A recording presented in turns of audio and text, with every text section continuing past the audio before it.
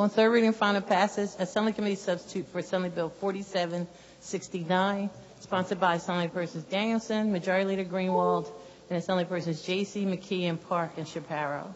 Makes various revisions to requirements for obtaining a firearm purchaser's identification cards, permits to purchase a handgun, and permit to carry a handgun.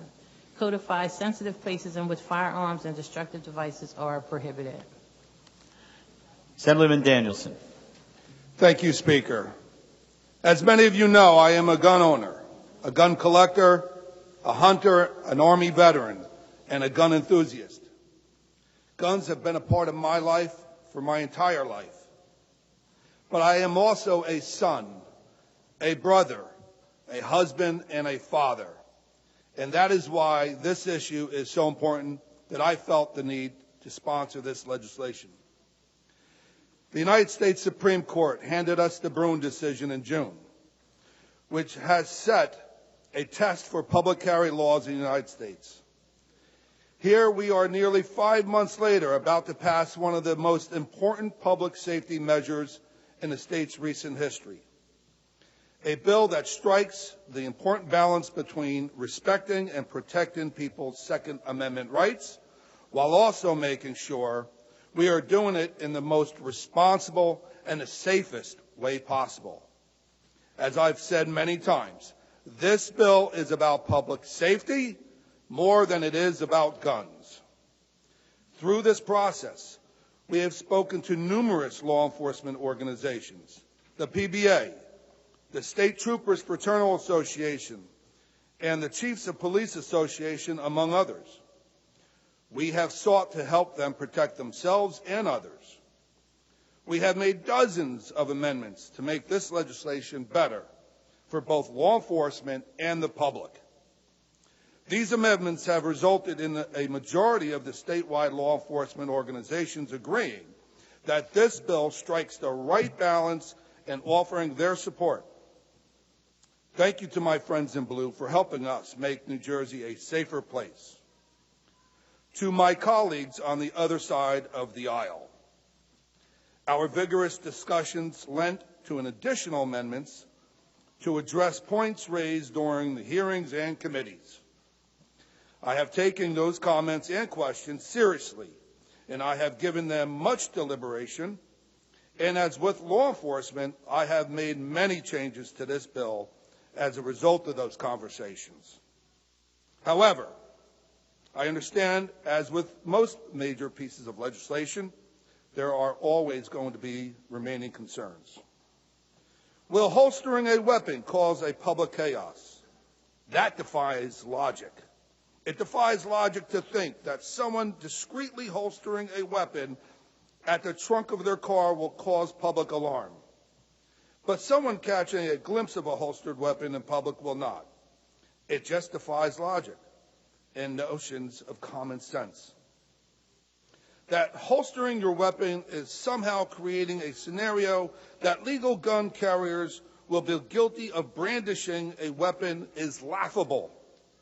First, the bill anticipates such actions, and that argument entirely disregards the fact that brandishing a weapon requires manifesting an indifference to the value of human life.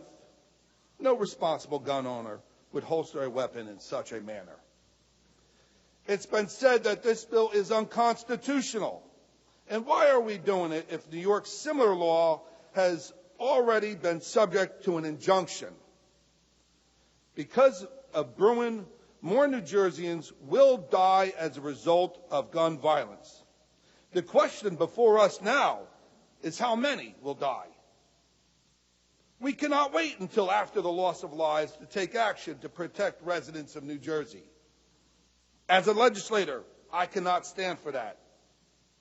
This bill is a public safety measure that considers and balances the constitutional rights of gun owners. Yes, New York's law has been challenged, and that challenge is working its way through the courts. I'm certain that New Jersey's bill will face similar litigation, but our obligation is to protect our residents. New York's law was ruled on by one single judge in a different circuit. Now, I do not specialize in constitutional law, but the framework laid out in Bruen is as new to that single judge as it is to you and I.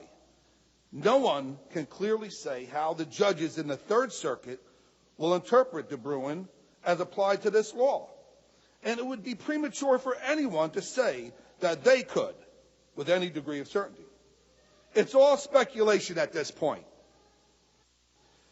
What I can say with certainty is that studies have shown that states with lenient right to carry laws lead to increased firearm-related crimes. For example, in June 2022, a study by Stanford professor John Donahue concluded that states with lenient right to carry laws saw a 29% increase in firearm violence crime and a 32% increase in firearm robbery.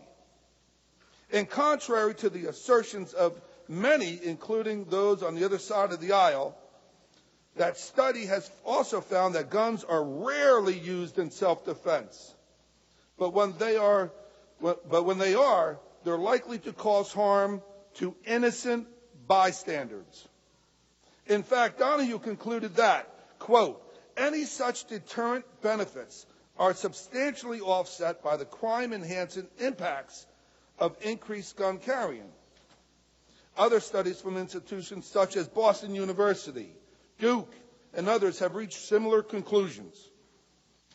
If my colleagues on the other side of the aisle are unconcerned with the position of law enforcement, if they support increased crime, which is the statistical reality of lenient right to carry laws, and if they choose not to support this bill, then they will have to answer to their constituents and explain their vote.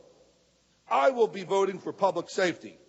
I will be voting yes to support our law enforcement agencies by providing tools and resources for local departments to deal with the increased number of guns on the streets. I'll be voting yes to prevent increased crime rates from too lenient carry laws. I will be voting as a father, a husband, and a proud gun owner. I will be voting as one who understands public safety is a responsibility, our responsibility.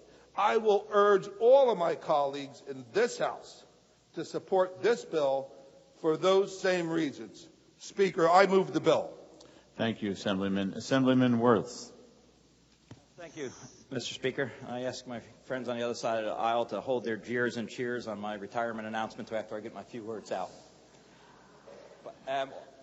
Passionate, Assemblyman, but the problem is I think you literally have a solution looking for a problem. You've created this. We have the strictest gun laws in the state of New Jersey. We've had absolutely some of the safest records, and even after the Supreme Court ruling, if we just simply follow those rules, we have the best gun laws, and some of us would even argue too strict. But the thing is, I also clarify that the union, it was a little disingenuous how you're mentioning the unions. The union, the PBA union has taken a position on the part of the law enforcement that they're happy with that part. They have not taken a position on taking away people's constitutional rights to bear arms. But I just, I don't understand why. We know what the real problem is. The real problem are the criminals.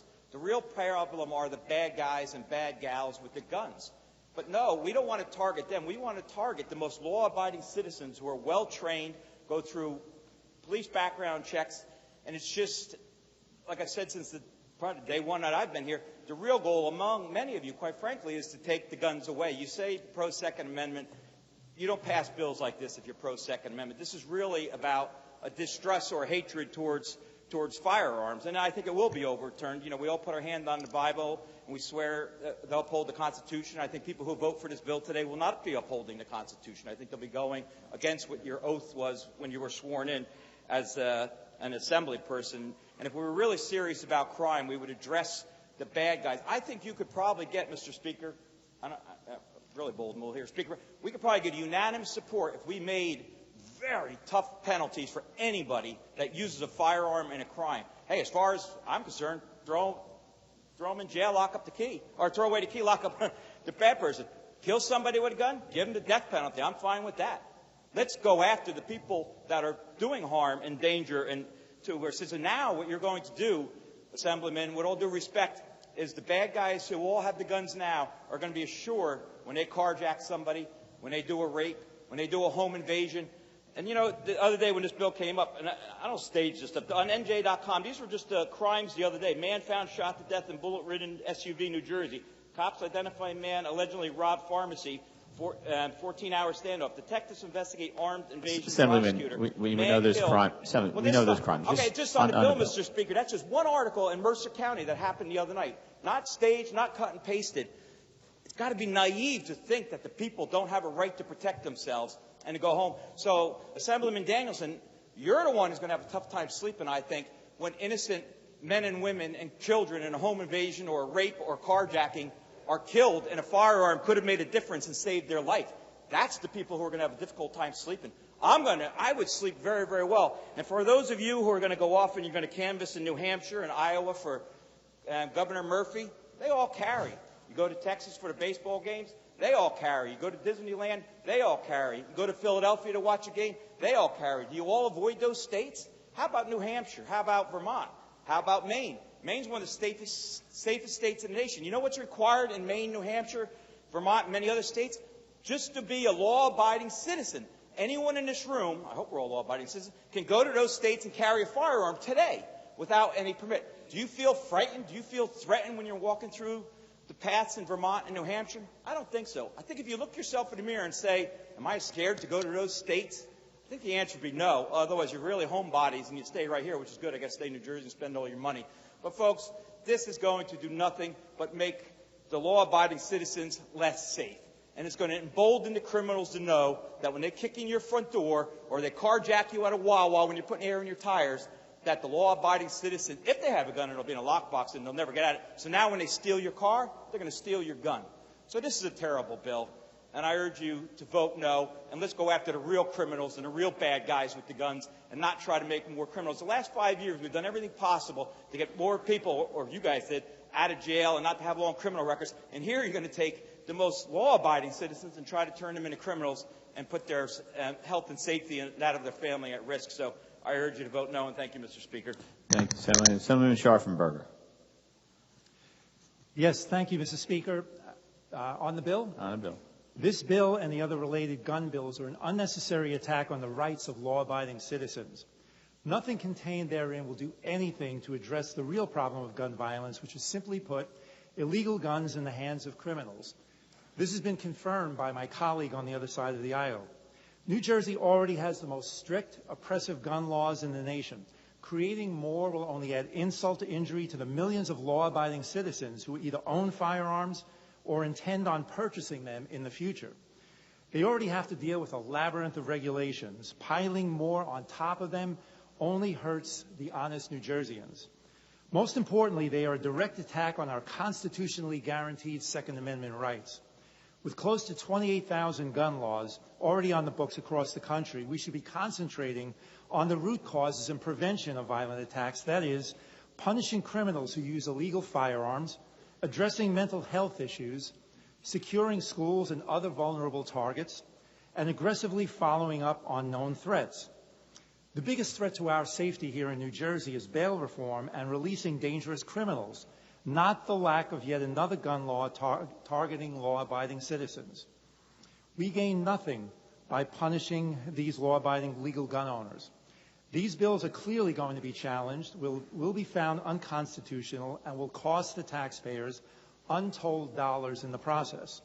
The Constitution may be above the governor's pay grade, but it's certainly not above mine. I respectfully ask my colleagues to vote no on this clearly unconstitutional and racist bill and all the other ill-advised gun bills that may come up in the future. Thank you, Mr. Speaker. Thank you, Assemblyman. Assemblyman Auth. Thank you, Mr. Speaker, on the bill. On the bill. We had many discussions in various committees regarding this, and I was a little bit disheartened to hear Assemblyman Danielson speak of the Republican side not being concerned about public safety. I thought that was a little vitriolic, but I understand it's been a very passionate subject, so we'll let that slide. What I want to discuss in the beginning is that this bill seems to show lack of concern for victims who could, if they had the ability, protect themselves in certain situations. There is one woman who I mentioned in several of the committee hearings. Her name was Petra Roden. Now, Miss Roden had 3 children, and she was a DoorDash delivery person in Patterson. And she was ambushed while performing her last delivery on the night of her murder. And she was ambushed. She went through the delivery, picked up the food, and she was chased down, hunted down like a dog. And she was shot, and her car drove through a fence and into a person's shed. And then she was taken to St. Joseph's Hospital in Patterson, where she died. And her children all said after the aftermath of all this, what a wonderful mother she was. Isn't that sad? What a wonderful mother she was. And then some other relatives also agreed, saying that she was a pillar of the community, a law-abiding citizen who might have perhaps defended herself in this carnage. Then we have Carol Bowen. Now, Carol Bowen was a victim of domestic violence, and she applied for a handgun permit, which was summarily stalled at the police department, and then the ex came back and murdered her in her driveway while her paperwork was still on the desk of the bureaucrat who was supposed to approve it. And one of the groups that we didn't discuss, but I was reading just to see who would be affected by this bill negatively, and it was a very interesting article I read in the Cato Institute, Mr. Speaker, and it affects the LGBTQ community. Now, there was a gentleman who was part of a lawsuit. His name was Tom Palmer, who's gay, and he was one of the original plaintiffs on what became the District of Columbia versus Heller, a landmark Supreme Court decision affirming an individual's right to the Second Amendment. But he had to drop off the amicus brief, the brief that was introduced by Pink Pistols and Gays and Lesbians for Individual Liberty. He had to drop off because he, as a litigator, he had been in a confrontation with his partner, and he was accosted by about 20 people. And they used things like, "they'll never find your bodies," as a threat to them. And Mr. Palmer pulled out a handgun, and the crowd dispersed. He never had to fire the handgun, but everybody left, because while there were 20 people there to accost Mr. Palmer and his partner, Mr. Palmer had 9 friends with him in a handgun, and everybody decided they'd walk away peacefully. And that's what transpired. I really feel that if we're going to take a person's right to defend themselves away from them, we're doing such a disservice to the citizenry of our state, and we really need to contemplate the deleterious effects that that will have, and the emboldenment of what criminals will do, knowing that they have the soft underbelly of New Jersey at their hands. Thank you, Mr. Senator. Thank you, Senator. Assemblyman Bergen. Thank you, Mr. Speaker. Mr. Speaker, will the sponsor yield for questions? Assemblyman Danielson, would you yield for a question?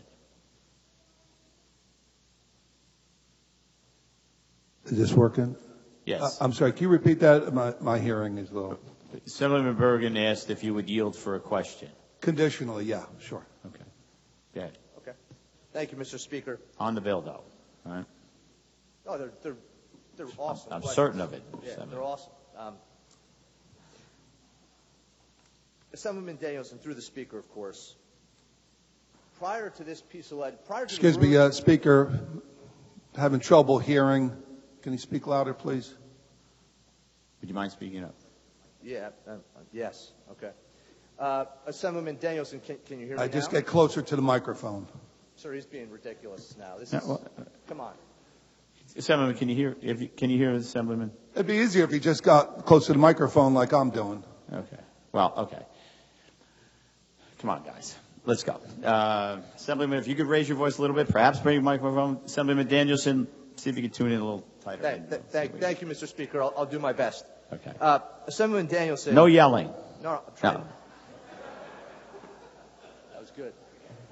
I give credit where credit's due. That was good. I rehearsed it all weekend. Yeah, I know. Assemblyman Danielson, prior to the Bruen decision, New Jersey had a justifiable need requirement, and there were several hundred people who demonstrated a justifiable need to the courts in order to carry a firearm. Those people were able to demonstrate such a degree of potential danger to their lives that they were granted this very exclusive opportunity to carry a firearm. All the provisions of this legislation that require people to disarm themselves getting into a car and not carry in all the places that those people could previously carry, do these apply to those people as well? I don't understand your question. My question, sir, is that there were people who had a permit to carry prior to the Bruen decision because they demonstrated a justifiable need to the courts. That was the previous standard. Those people were carrying prior to the Bruen decision. They could carry in all the places that you list in this bill as being restricted. They did not have to disarm themselves when getting to and from a vehicle.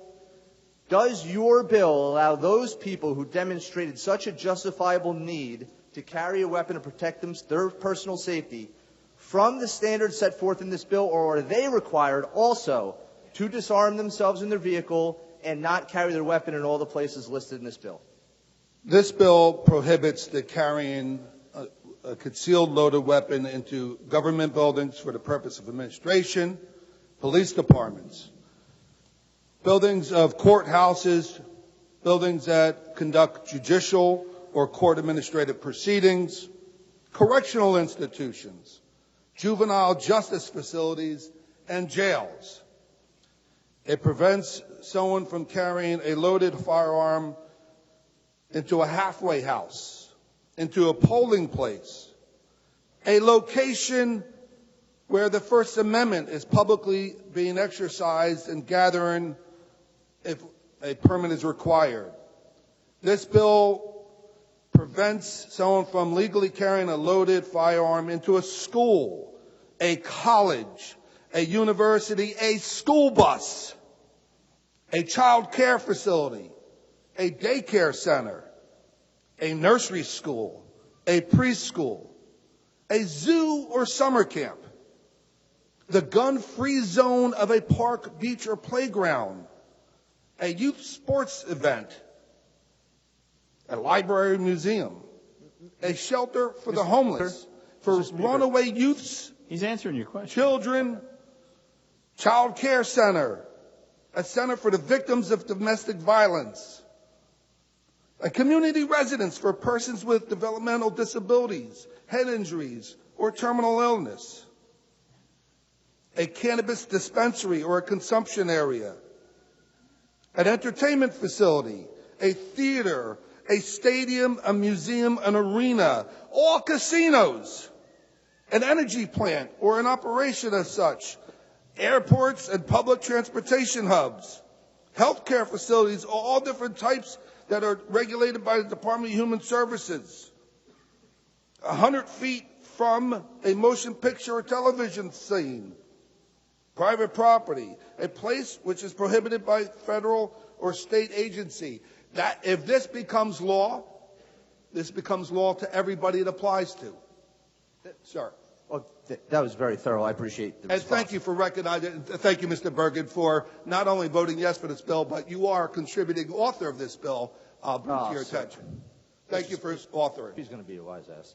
All right, so just to clarify my question. I think your question's been asked and answered.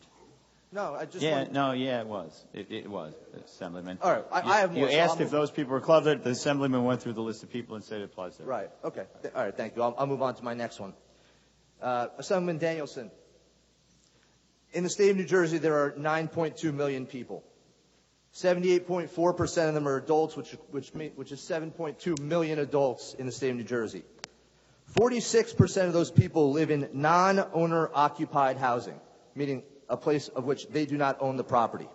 That's 3.3 million people. Does your bill preclude those 3.3 million people from possessing a firearm without the express permission of the owner of the property? No. Thank you, Assemblyman. Assemblyman Danielson, how confident are you that this bill will be upheld by the U.S. Supreme Court? I'm not answering that question, Mr. Bergen. Stay on the bill, please. Okay.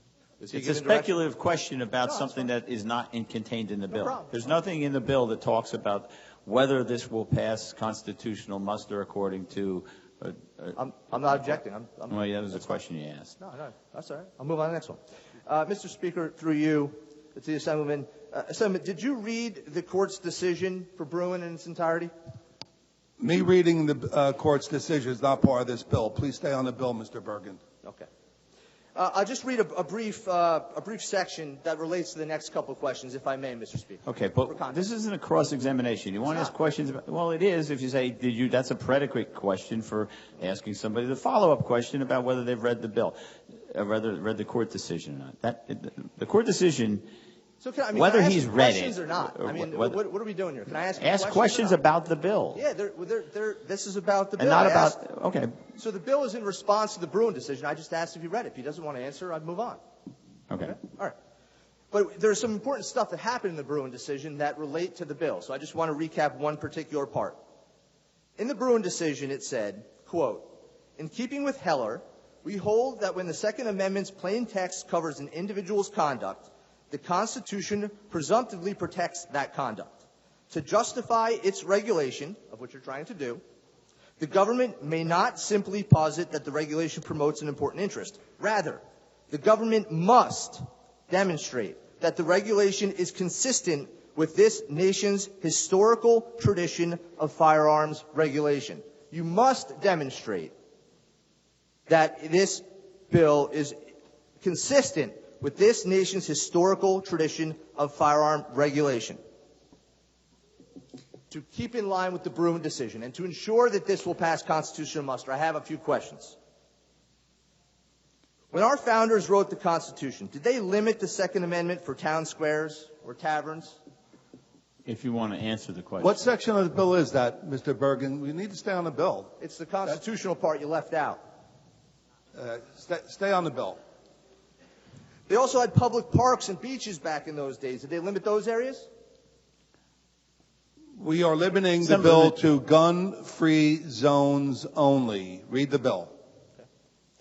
Benjamin Franklin founded an insurance company in 1752. Did he sell insurance for gun owners? I'm sorry, with due respect. I'm just trying to establish historical precedent. No, you're trying to make political points. But okay. I can move on. I have more. Thank you. Yeah, that's fine.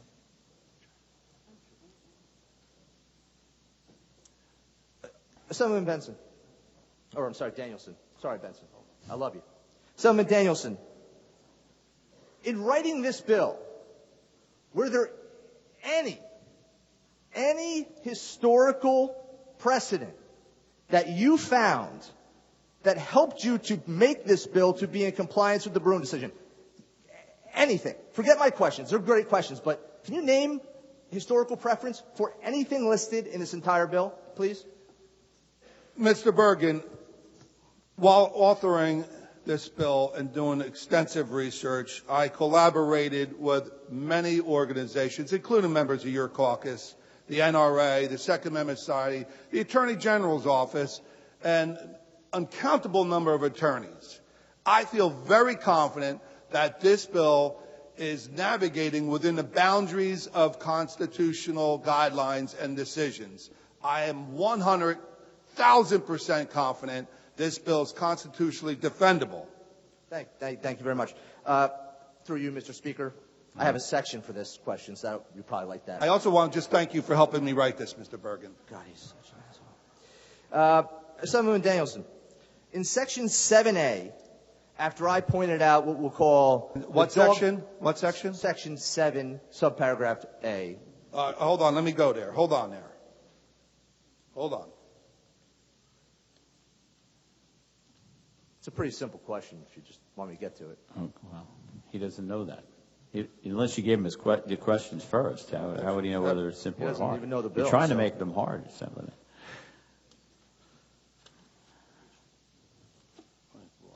I'm a little out of pocket. I mean, he didn't write it. 24. You ready? 7. Number 7, the little a.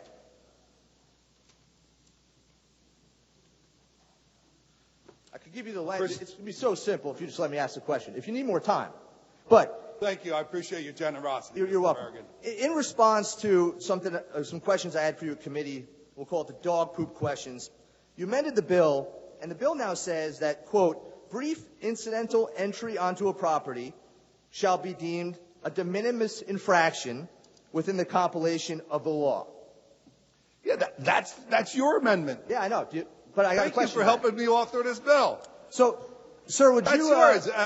I'm impressed you read the bill. Yeah. Or at least your part. Would you do me a favor and define incidental entry? No. No. Okay. I think you should consult an attorney or the dictionary if you're confused on that part. It's quite. Yeah. I mean, look around. We have enough attorneys in this room to make another cheesy Tom Cruise movie. Assemblyman Danielson. Oh. His responses are in response to the Assemblyman's questions. He wants to ask questions about what he's read, whether a case or citing a specific. Well, I disagree. Assemblyman Danielson, you wrote the words incidental entry into this bill. So I got to give you at least an example. People are going to have to actually, see, that's the part I don't think you understand. People actually have to follow this law if it becomes law. So it's important that we understand what incidental entry is. So let me give you an example, and you tell me if it is incidental entry and it's de minimis, or if I am a third-degree criminal. If I'm walking down the street and I cut across a Walgreens parking lot, is that incidental entry? Mr. Bergen, I'm not going to take these hypothetical, creative scenarios like the one you gave in committee, the dog pooping example, which is just outrageous. But is this one I'm asking you now? It's not a good use of my time nor the time of the General Assembly. Mr. Speaker, Assemblyman, you've asked him if he would yield to a question. He can answer the question however he sees fit to respond. If he doesn't want to answer the question, he doesn't have to answer the question. Okay. Make whatever argument you want around that, problem. But he's not required to answer it. Okay. So Mr. Speaker, on the bill, then I'll go back to some questions. Mr. Speaker, on the bill.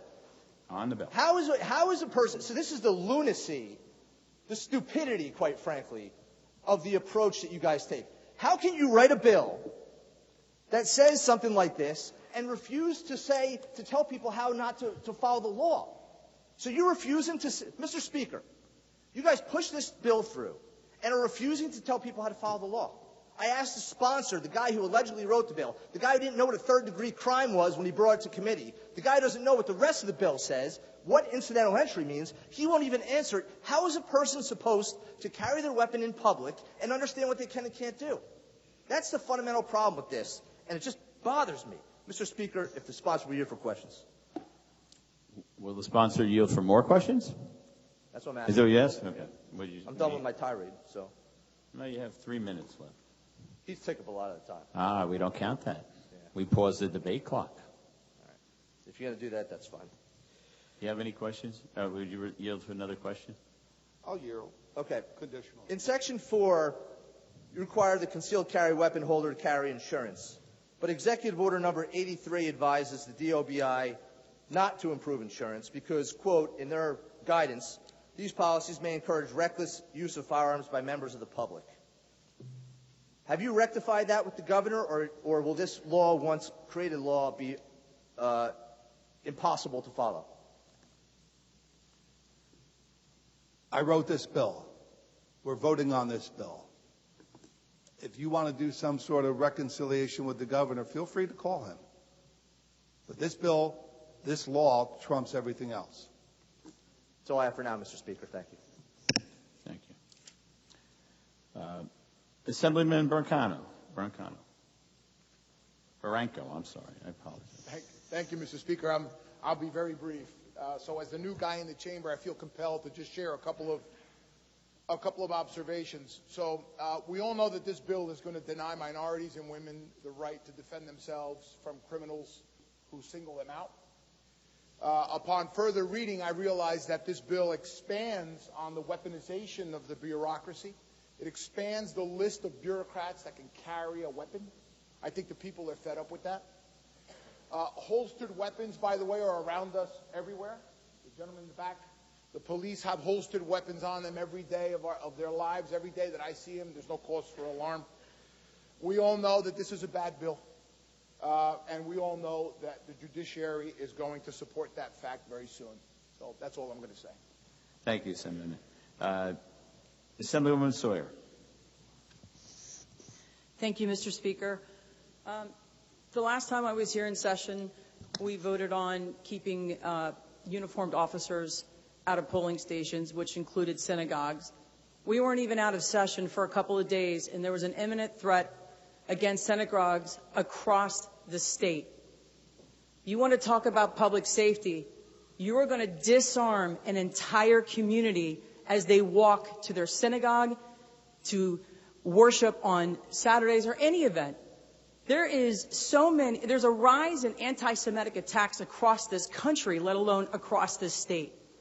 I find this bill offensive, I find it discriminating, and I find it unconstitutional. You want to talk about blood on your hands, I want you to think about what's going on, and we need to focus on the real problem at hand, that we have to hold bad people accountable. The people that are committing the illegal crimes, that have illegal guns, keeping them in jail and not letting them out with bail reform. That's what we should all be focusing on right now. We should be focusing on the real problem at hand. Criminals, mental health awareness, protecting our minorities. I'm a real estate agent. I have to deal with the public all the time where I don't know where they're coming from. I don't know who they are. I don't know who their background is. And now you're asking me not to be able to protect myself. I'm offended by that. So I ask you all to not make this political. You want to make it about public safety. You better think about having the bloods on your hands when you see people getting killed. Just this past weekend in my neighborhood, 4 doors away from me, at midnight, my neighbor's door was kicked in while she was sleeping in her home with her children upstairs. We should be able to protect ourselves. That is the Second Amendment. We should not be doing anything to take that right from any of our citizens. So I ask all of you, don't make this political. Make it about what is really right. Make it about protecting our citizens and taking care of the criminals and keeping them locked up and not letting them out of jail right after they commit murder.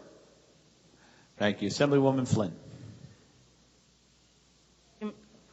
Thank you, Mr. Speaker. I rise to talk about the constitutionality of this law. I've had the privilege to serve on 2 committees, hearings on this bill. I've raised these concerns with a genuine concern about the fact that this law is blatantly unconstitutional. My legal judgment has been questioned on that publicly by some people, but I'm pretty confident in my legal skills after all these years to know what's a constitutional bill and what is not. It's something I'm asked. And this bill is blatantly unconstitutional. And I stress and I impress upon the majority party over there, please reconsider this bill.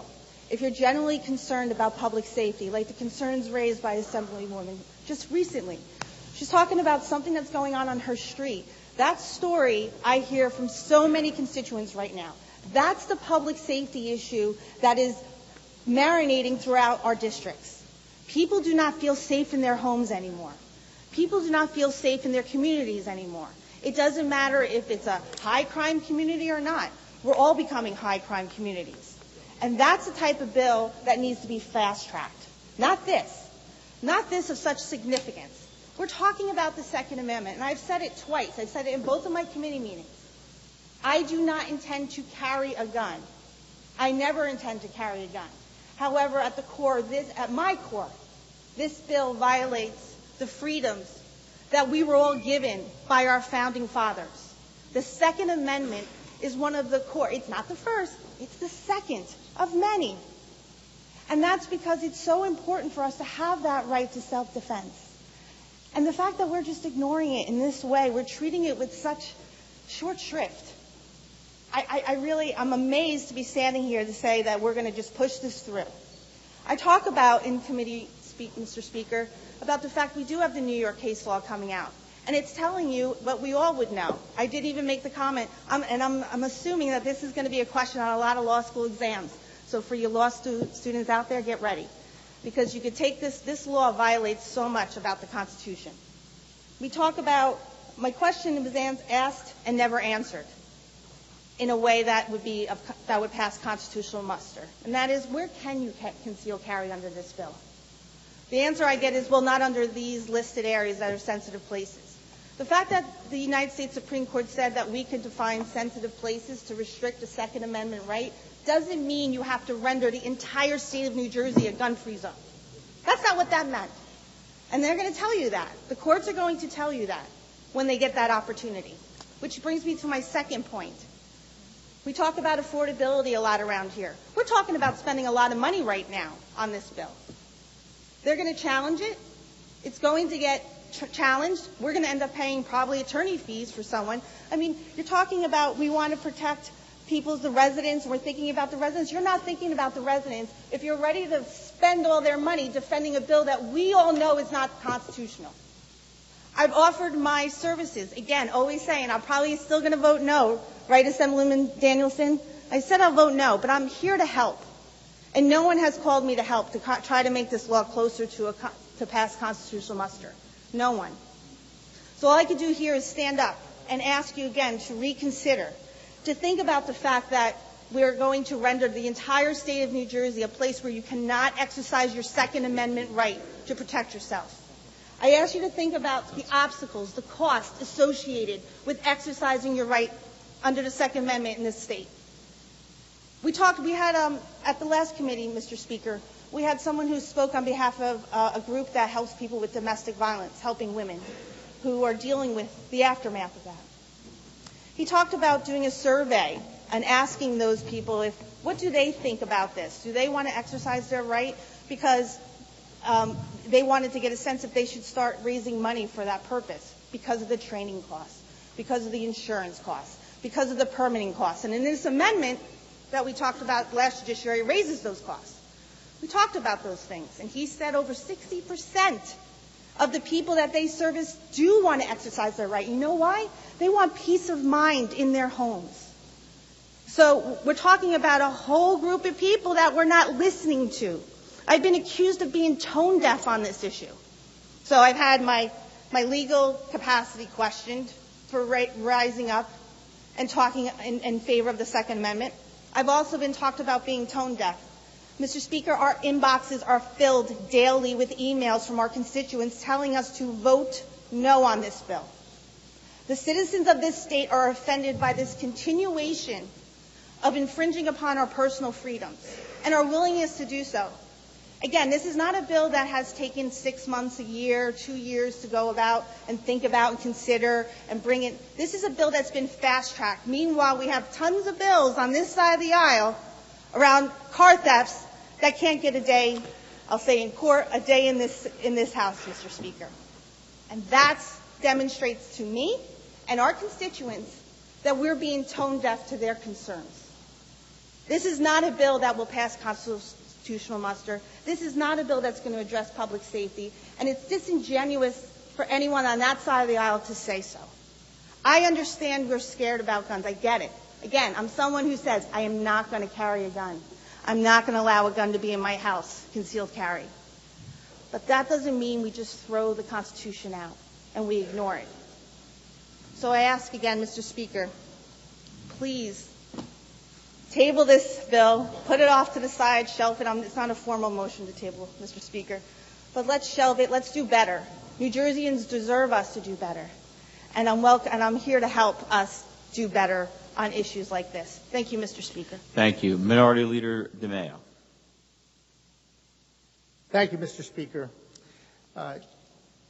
First of all, in disclosure, I have permits to carry in other states. So I understand a little bit of the comparison between this bill, which is so unreasonable and so confusing, it's very difficult for any law-abiding citizen to even follow. The restrictions are unreasonable. It's almost like it's designed to confuse people, to trip them up, so that it would make them criminals if they step out of line one little bit. There's very little clarity here. Or they're just going to simply force people not to even want to carry in this state because it's so unreasonable and they don't want to become criminals.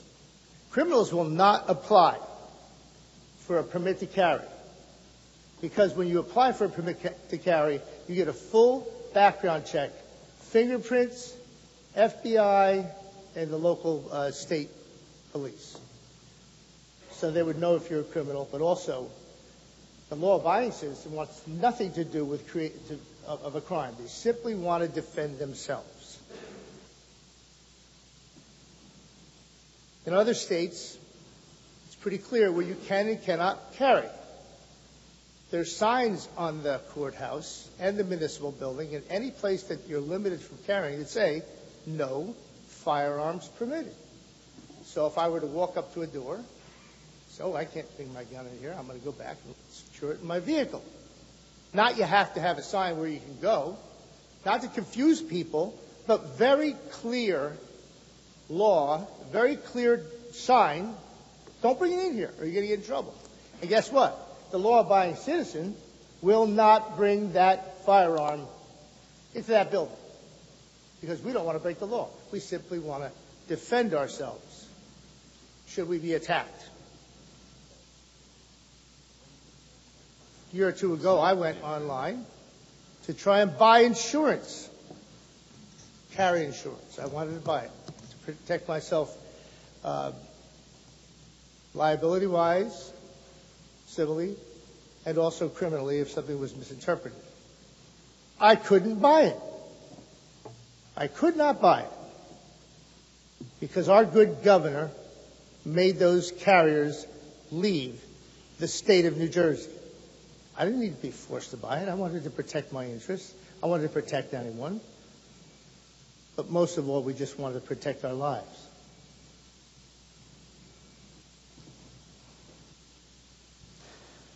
This bill clearly takes away a constitutional right that's clearly enumerated in the Second Amendment, that people should be able to defend themselves should they choose to.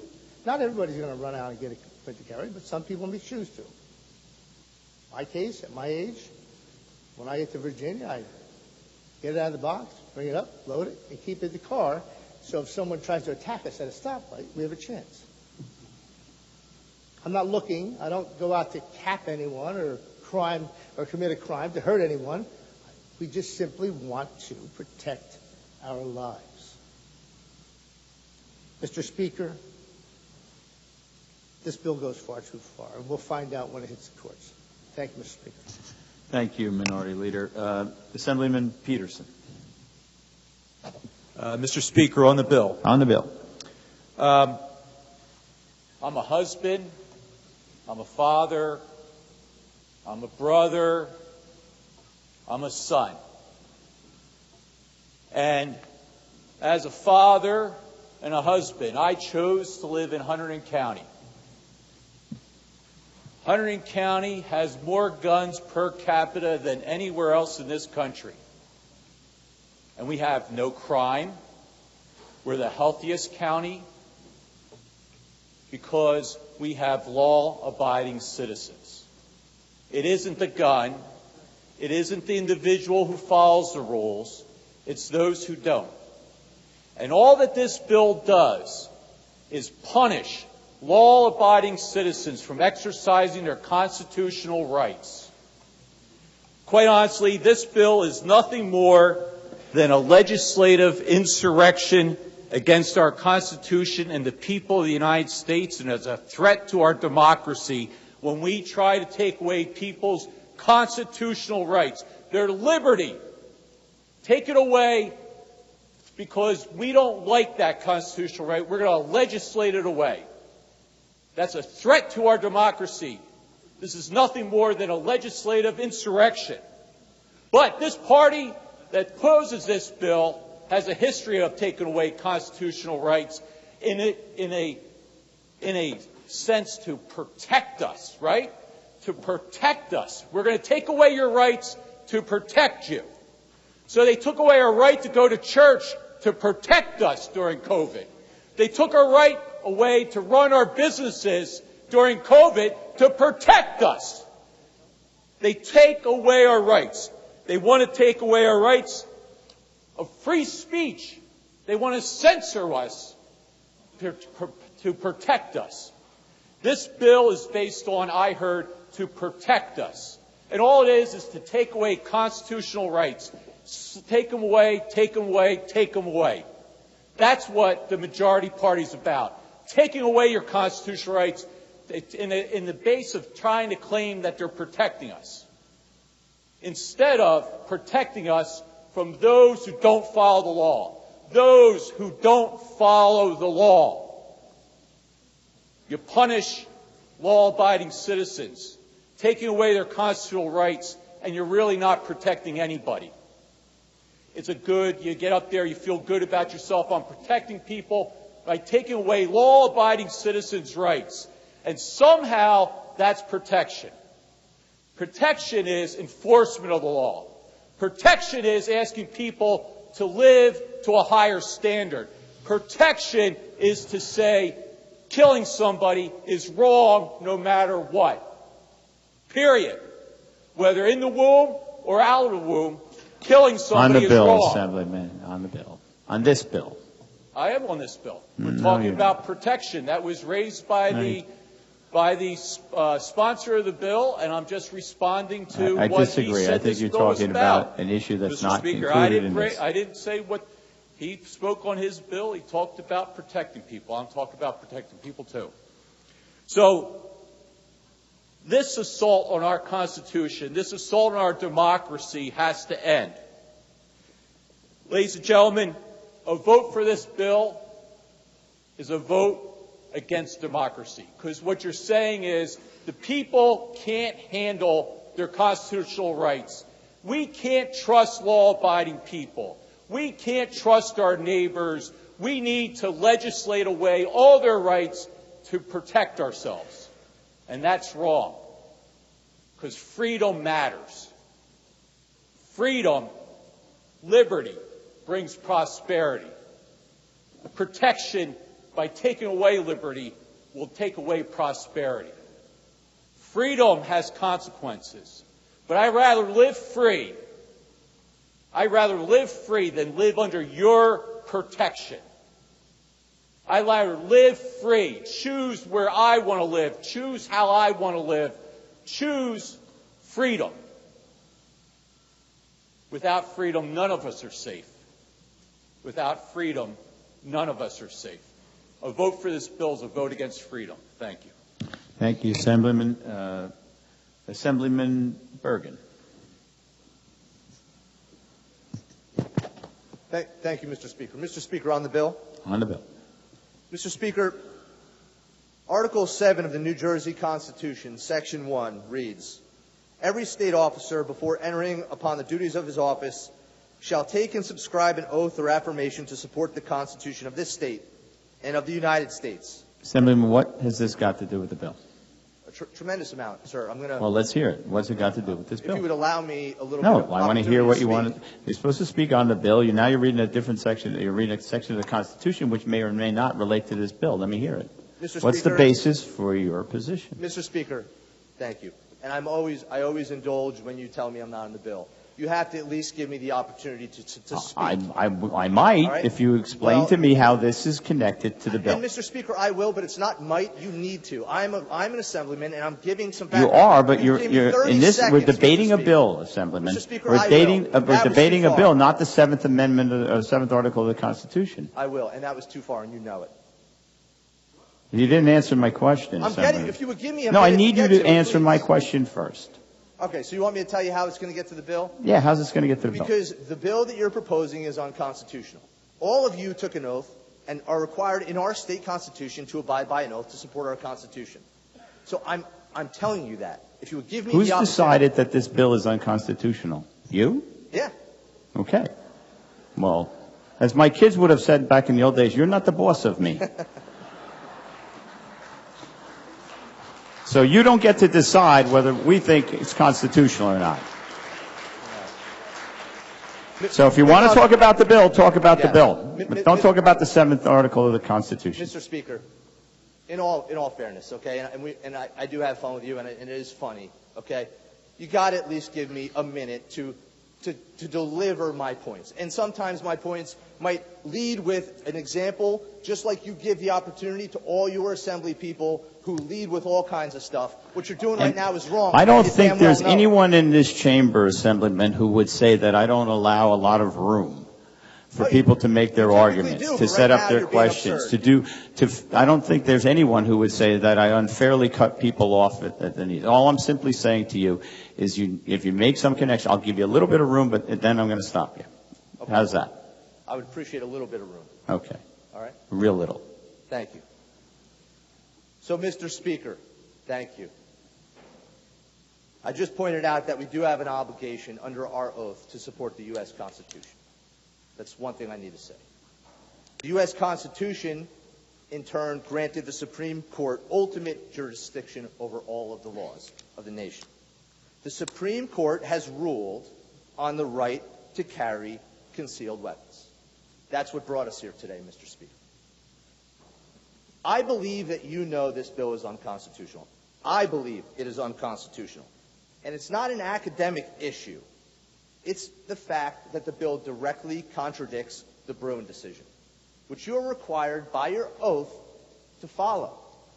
I just explained when I was questioning Assemblyman Danielson that the Bruen decision made by the Supreme Court, which is granted its authority by the Constitution, which you have an oath to protect, said that we are not allowed to make laws in regards to concealed carry if they do not have historical precedent. But yet, when I asked the sponsor for any historical precedent, he can't or won't name any.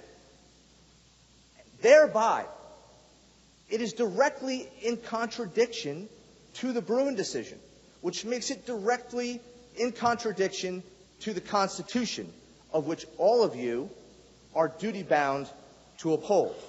See, Mr. Speaker, given the opportunity, I'll tie it all in. Thomas Jefferson once said, and this is very important because it goes... Sir, come on. No, you come on. Okay. I'll skip what Thomas Jefferson said. Okay, good, because I don't think he read the bill. I'll say it better anyway. Bergen once said, You got to hand it to you there. the laws that forbid the carrying of arms disarm only those who neither inclined nor determined to commit crimes. Such laws make things worse for the assaulted and better for the assailants. They serve rather to encourage than to prevent homicides. For an unarmed man or woman may be attacked with greater confidence than an armed man or woman. That was pretty elegant, if I may say so myself. What I'm alluding to in that is the disparity of force that's created by these gun control laws that are materializing here in New Jersey. Last year, because we have such tight gun control laws, because people cannot conceal carry and people cannot defend themselves, we create a disparity of force that favors the criminal versus the law-abiding citizen. Last year, we had 184 carjackings in the state. Assemblyman, come on. This is not about carjackings. This is not about whether you believe that the laws that we've enacted are not in keeping with what you think they ought to be. This is about a bill.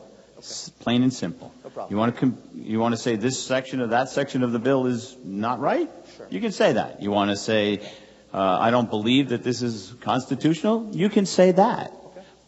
First of all, you can't determine that it's constitutional, not constitutional, and you need to stay on the bill. Okay. Mr. Speaker, the sponsor of the bill claims this bill is about safety. That's about the stupidest thing I heard. Probably. You know, Assemblyman, I wouldn't allow anyone to personally insult you. No, that's true. I know. I'll keep going. So the reason why this bill is not about safety, I'm laughing now, is because it creates so many unsafe conditions. Let's think about this bill. This bill will create an unsafe condition. I'm going to give you an example. Well, at least you're on the bill now. Yeah, the ATM operator who used to have a concealed carry permit because that person had a justifiable need. That person goes and takes large amounts of cash from ATMs all throughout the state, has to get out of their car, go get the cash, bring it into their car, transport the cash. Those types of jobs had, prior to this, the opportunity to concealed carry. Assemblyman Danielson and this bill put that man in jeopardy. Because that man or woman, that person is going to have to get out of their car, lock and load a weapon in public, and holster it. Go to the ATM machine, pull out the $20,000 in cash, walk back to their car, disarm themselves, and get in their vehicle. If that's not the dumbest thing I've ever heard, I don't know what is. The domestic abuse victim who prior to this had a justifiable need to carry a weapon, now that person's abuser knows that every time he or she gets in that vehicle, they're disarmed. What a better time to enact some kind of revenge on them than in those moments. This bill makes those people less safe. And if you think those people don't exist, of the 60,000 domestic abuse cases last year alone, 12,000 of those domestic abuse victims were victims of people that previously had a court order for them not to be around them. Those court orders don't do anything. The concealed carry permit they had before did something, and you are taking it away. You are making that person less safe because the boogeyman. See, this is the part. You guys, man, no common sense when it comes to this bill. Not just him, all of you. No common sense. You think the bill's going to pass, and there will be about 500,000 applications to concealed carry. I understand that. It's probably going to be the case. About 1% of those people might ever carry a weapon. Do you know that? It's not comfortable to carry a weapon. It's nerve-wracking. And if you don't have this awesome-looking physique that I have, sometimes the fat overhangs and you can't actually get it in and out. It's not a great thing to do. It's not fun. People don't want to do it. The reason why people want these permits isn't so they can run around like the wild, wild west. It's because right now our laws are so ridiculous that every time you get in the car to go to a range, you think you might accidentally commit a crime. With having a concealed carry permit, a lot of times you will alleviate that because you don't have to worry about all the stupid laws that New Jersey had. So you guys are creating this phantom scenario where there's going to be people running around lawless with guns. It is absolutely not going to happen. And as if everything I just said wasn't bad enough, the bill is so poorly written. The sponsor who wrote this bill allegedly, after 2 committee hearings, had no idea what a third-degree crime was. And a third-degree crime is in this bill. Could there be... You have made that point several times. Well, sir, it should be made until the cows come home because that should be legislative malpractice. How could you put a crime in a bill? You don't even know what you're accusing somebody of. But this thing has gone through so fast And you guys are doing it with such irreverence to reality. The sponsor wouldn't even answer my question about walking through a Walgreens parking lot. So when this is done, you pass it today, and the Senate passes it, people are going to read this bill and have no clue when they can carry and when they can't. Because the bill's awful. It was written poorly, it was reviewed poorly, and it's nothing but cowardice from those of you on that side who know this is a bad thing, who refuse to have the intestinal fortitude to stand up and do the right thing. You should be embarrassed. You really should. And Assemblyman Danielson, the sponsor, has made several comments here today, sir, on the record in this chamber that are patently false. He tried to make the entire body believe that the police are in favor of this bill. That is false. He tried to make all of us believe, when I questioned him, that people who live in non-owner-occupied housing will have the right to bear arms in their place without permission of the owner. He is lying. That is not true. And you know it's not true. You're out of order, Assemblyman. It's not true. No, Assemblyman, no. You're out of order. Thank you, sir. No, don't thank me. Yeah, Knock it off. I'll conclude. Finally, Mr. Speaker, we are here today to debate a bill that will prevent nothing except law-abiding people from having the rights that our Constitution, which you purportedly swore an oath to support, says they have. The Bruen decision says they have. But you guys brought us here to pass a law that flies in the face of that. I would ask, Mr. Speaker, you set the agenda. I would ask you that maybe the 3,000 opioid deaths last year, as opposed to the... On the bill, Assemblyman. Assemblyman, take your seat. You're out of order. Sit down. Assemblywoman Jasey. Order. Please, everybody, order. Lucky me. Thank you, Mr. Speaker. Gun violence in the United States is a public health emergency in 2022. When the Second Amendment was ratified in 1791, the weapons of war were bayonets and muskets, not AR-15s and Glocks. We have all seen the catastrophic consequences when these weapons are unleashed in our schools, houses of worship, movie theaters, and other public places, when access is not restricted. Did you know that when in fully automatic mode, a Glock discharges 20 rounds of ammunition per second and is the preferred concealed carry weapon because of its compact size? States are empowered with the right to enact reasonable regulations on the purchase and use of guns to protect the health and safety of our residents. And while we can only regulate what happens in New Jersey, our tough gun laws make us the third safest state in the nation from gun violence. I want us to be number one.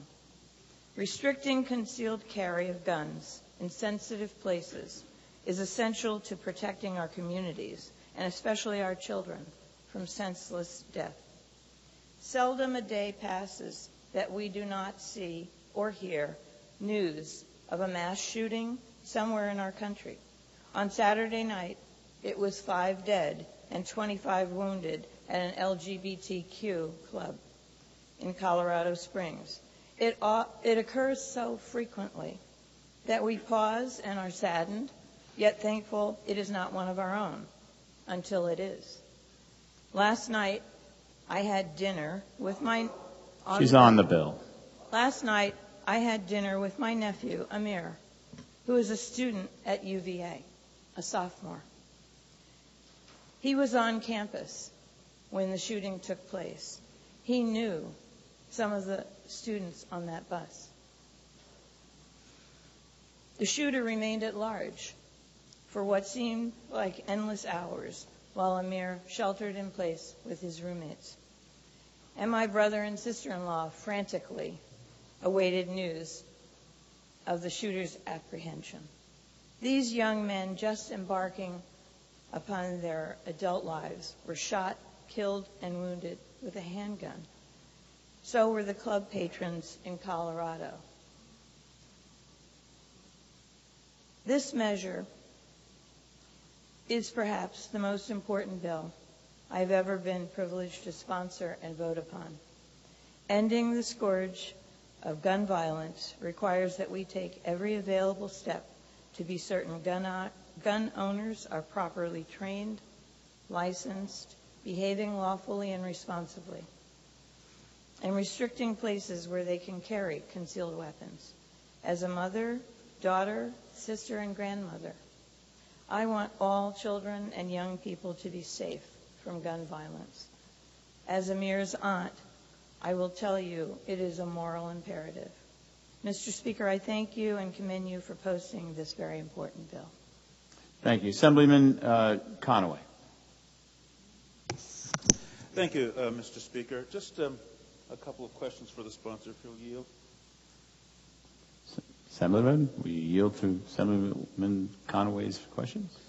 Well, would you please, for the edification of those who are here and not here, the safety measures that are in this bill? Dr. Conaway, as some of the examples, this bill will disqualify people who pose a danger to themselves or others.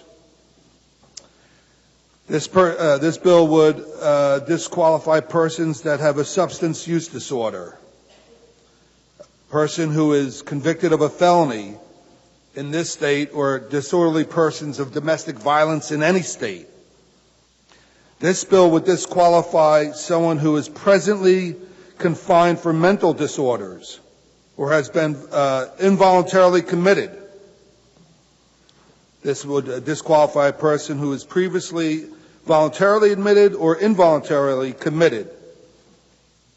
A person who is subject to or has violated a temporary or restraining order that was issued pursuant to the Sexual Harassment Survivor Protection Act. It would disqualify someone who is subject to a temporary or final domestic violence restraining order. A person who is has an outstanding arrest warrant in this state or any other state for a felony committed. Someone who is a fugitive from justice would be disqualified. Someone who is a juvenile who has been adjudicated delinquent. Someone whose firearms have been seized pursuant to the Prevention of Domestic Violence Act. Someone who is on the terrorist watch list. Someone who is subject to or has violated a court order prohibiting the custody, control, or ownership pursuant to the Extreme Risk Protection Order Act. Those are just a few of them, sir. Thank you, Mr. Speaker. And through the Speaker, if I may, we've heard today that guns would be banned everywhere. Now, as I've read the bill and heard your comments today, you have enumerated places where this right to concealed gun or this privilege to carry a concealed weapon is limited. So is it fair to say, really, that guns are banned everywhere, as we've heard today? Guns are not banned everywhere, but to the list I read off earlier, it's a long list. But of that list, 21 of those categories are completely focused on where children and youths will aggregate and will be present. 21 of those. Who, from the people of the other aisle, have a problem with those lists? Who wants loaded guns going into a daycare, a school, a college, a school bus? Well, apparently. They're not making that argument, are they? If I may, through the Speaker, we've also heard today, I think, again, for the edification of the public, we've also heard today that this bill somehow would prevent someone protecting themselves in their own home, that this bill reaches into the home and prevents someone from defending themselves in the home through the use of a firearm. Is that true? Dr. Conaway, in my understanding, the law right now allows you to have a gun in your home.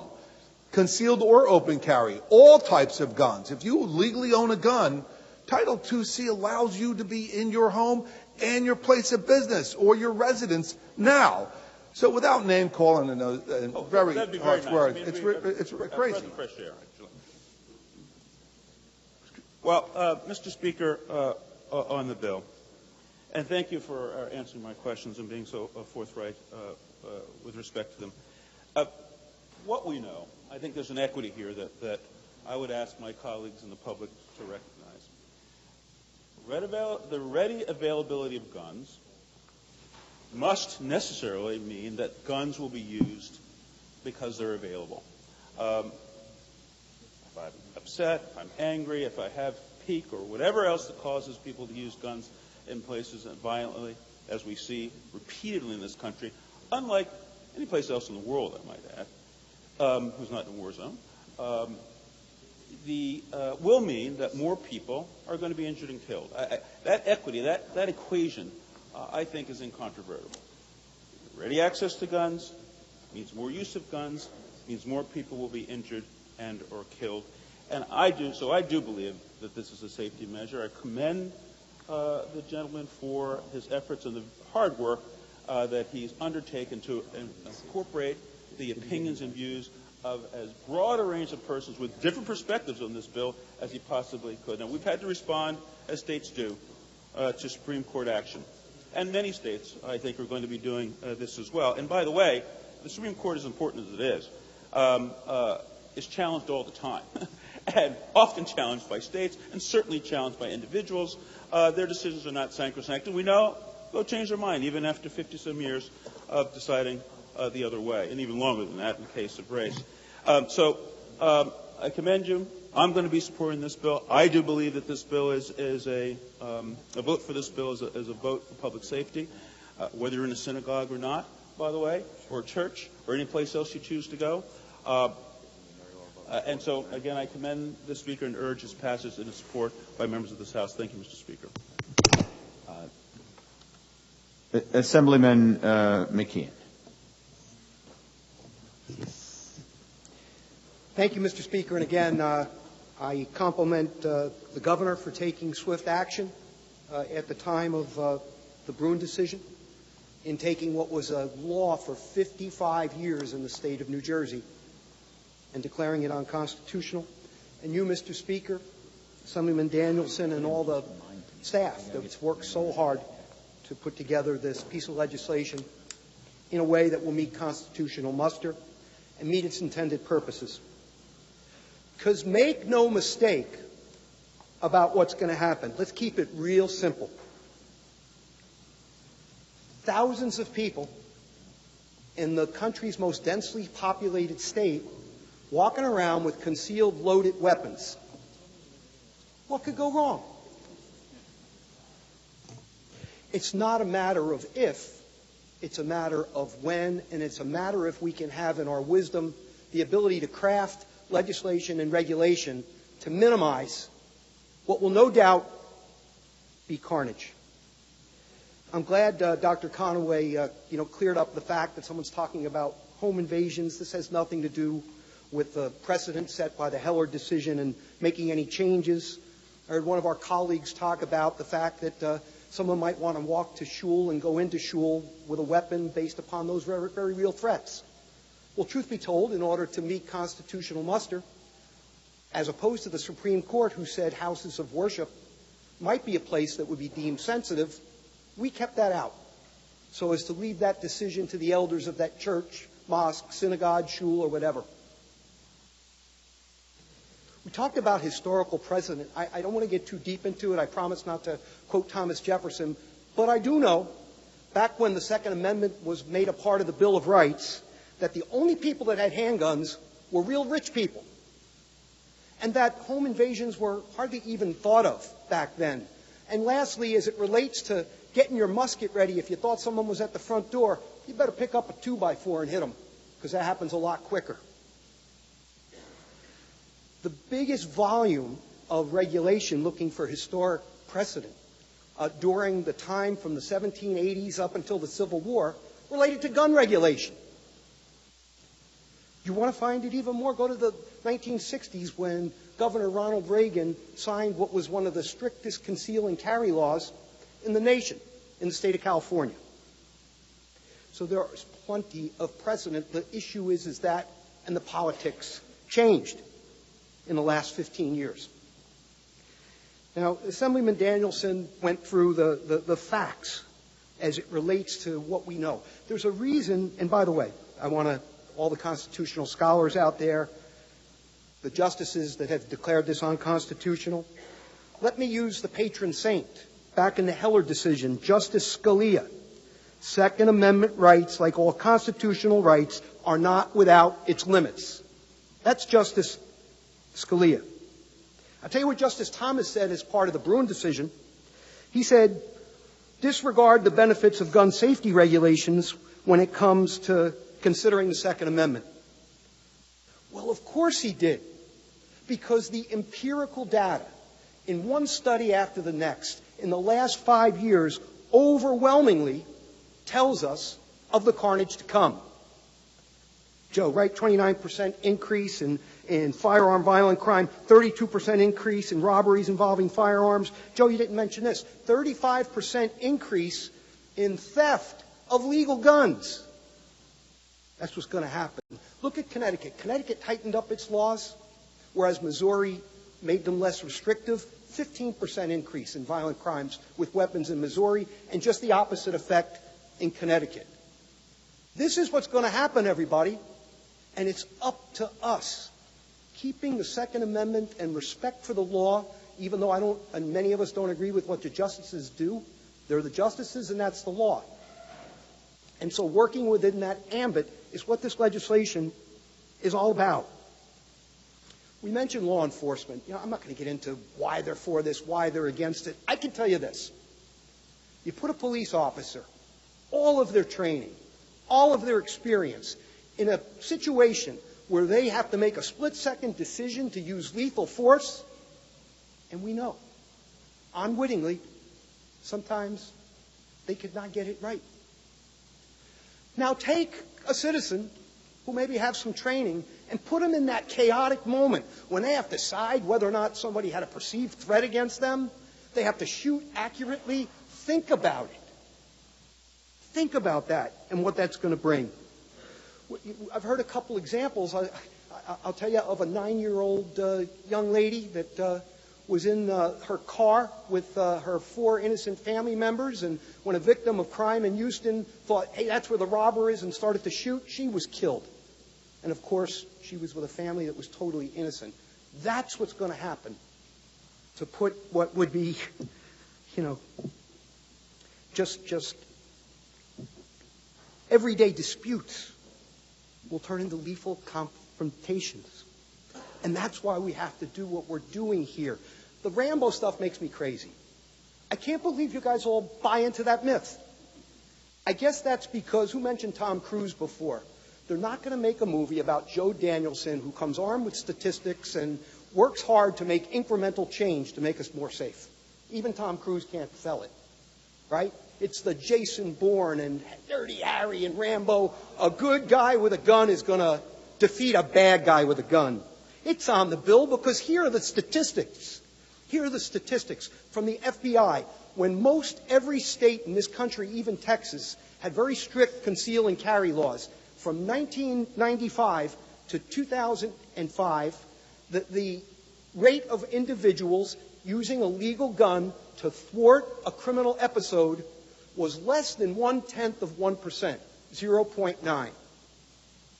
As we sit today, almost 70% of our country has very liberal conceal and carry laws, and now because of the Supreme Court decision, it will be even more. Guess what that statistic is, all you people that think a good guy with a gun is the only way to defeat a bad guy with a gun? This is per the FBI. 0.09, less than 0.1%. It's not going to matter an iota.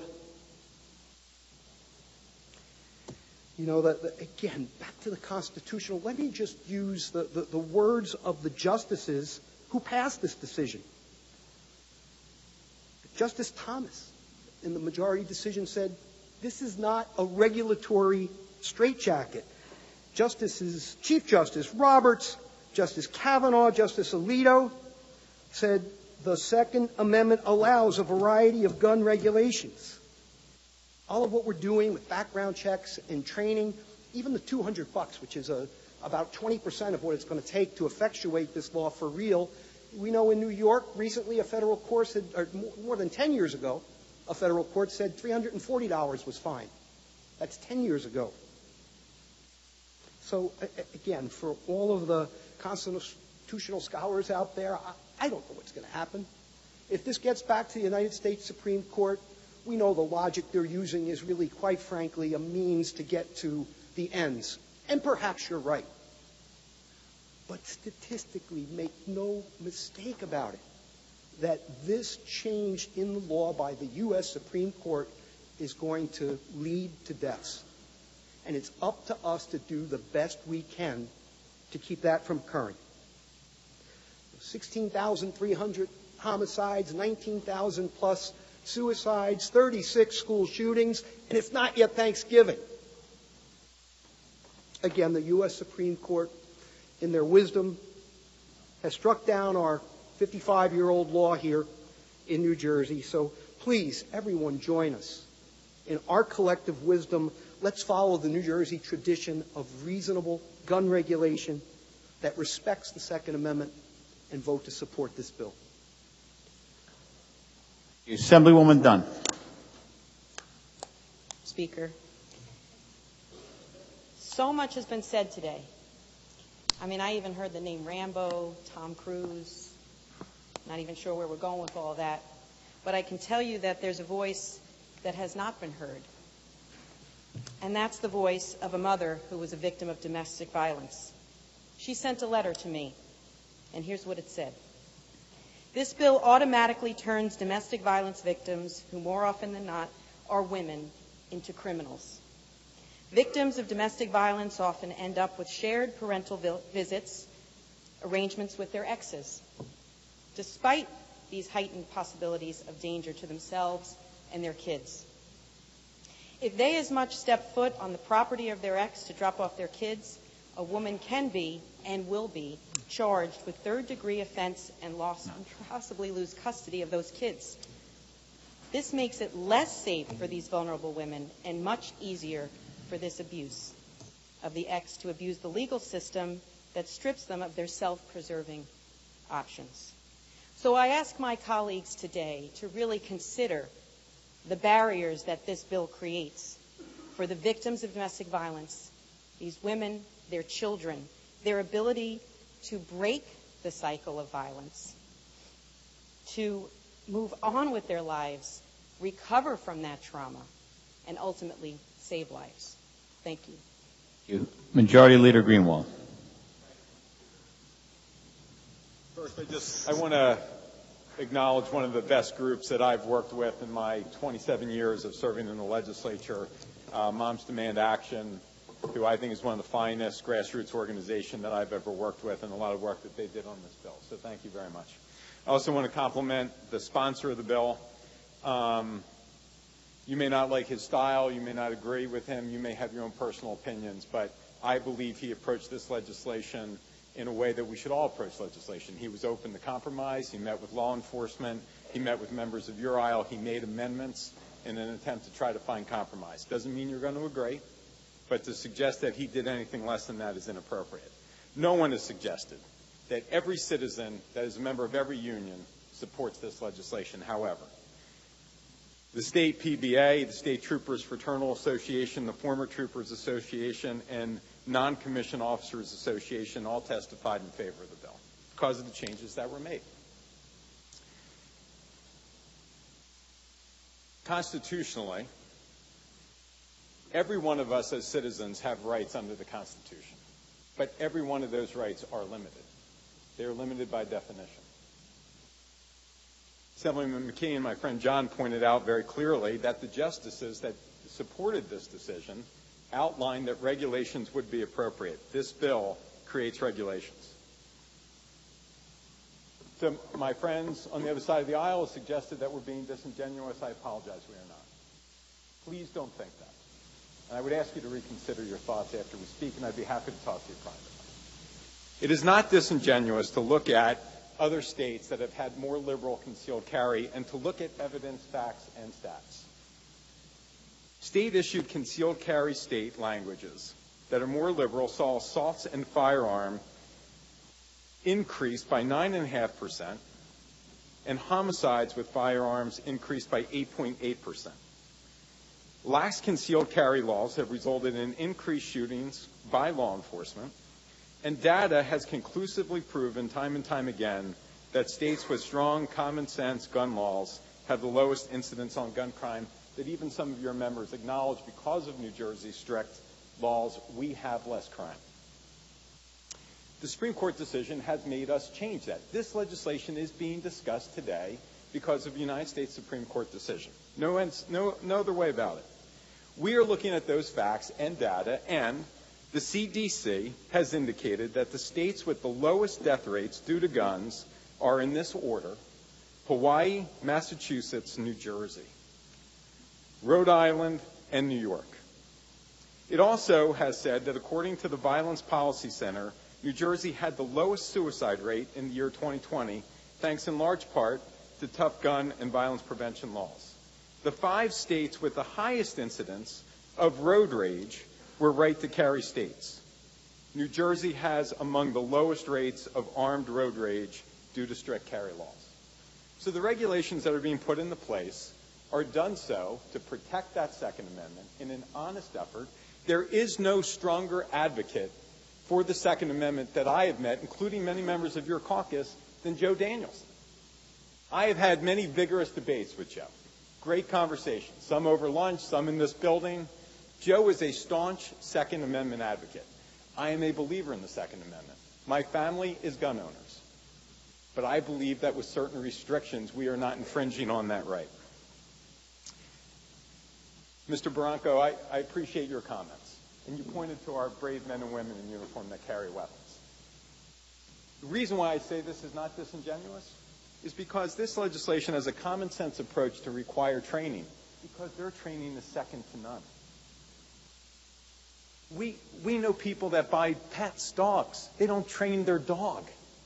To think that they're going to get the training for this, every citizen, it will put us at risk. None of us should stand here and say that this will be unconstitutional. We don't know. I respect the Supreme Court. It doesn't mean I agree with every decision they make. I have a right, as an elected member of this office, to interpret those decisions and to try to provide clarity. That's what this legislation attempts to do. To the example of a neighbor 4 doors away, my heart goes out to them. Someone kicks in their door with their children present. This law does not change their Second Amendment right to have a gun to protect themselves and their household. No one has been a stauncher advocate from my friends from the Jewish community, including with those who I've worked with from Lakewood and the community that Pam and I represent in Cherry Hill. Days after a gun violence prevention, as we were standing with Governor Murphy to talk about gun violence prevention, it was while there was a bomb threat to the JCC in Cherry Hill. Those facilities, those churches, those synagogues will have a right to determine if they want to allow their congregation to bring guns into their place of worship. I think they will choose not to. It doesn't prevent them from doing so. I think they will choose not to. And I just want to close with this one fact pattern. Assemblyman McKeon referenced it.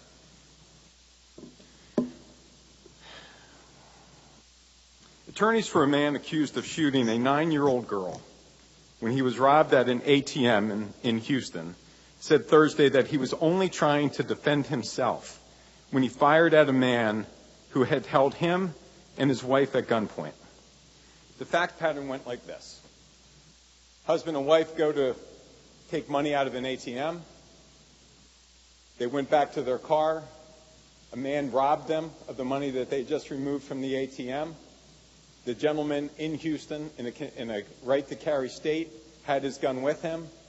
As the person who robbed him left, as traumatic as it was, he got out of his car and tried to retrieve his money, or in his mind, defend him and his wife.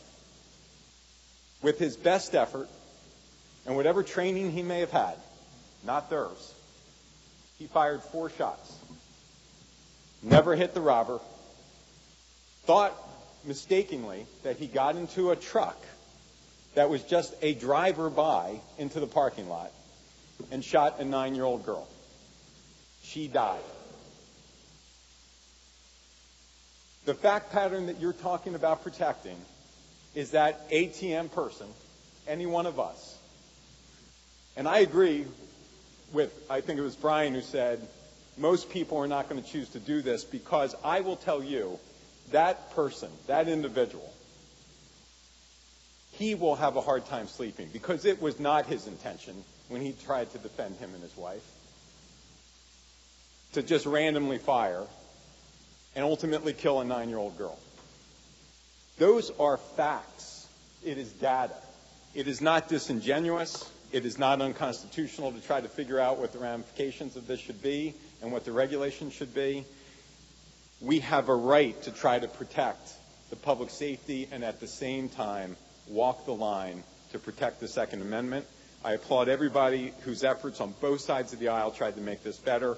And, Speaker, thank you for your time. Thank you, Majority Leader.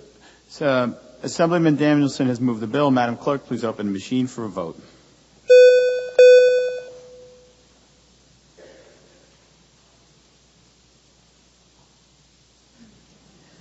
Madam Clerk, please close the machine. Take a tally. Mr. Speaker, Assembly Bill 4769 has received 42 votes in the affirmative, 29 in the negative, and 1 abstention. Assembly Bill 4769, having received 42 votes in the affirmative, 29 votes in the negative, and 1 abstention, I declare the bill passed. Let the bill take the usual course of passed bills. Resolution on the clerk's desk.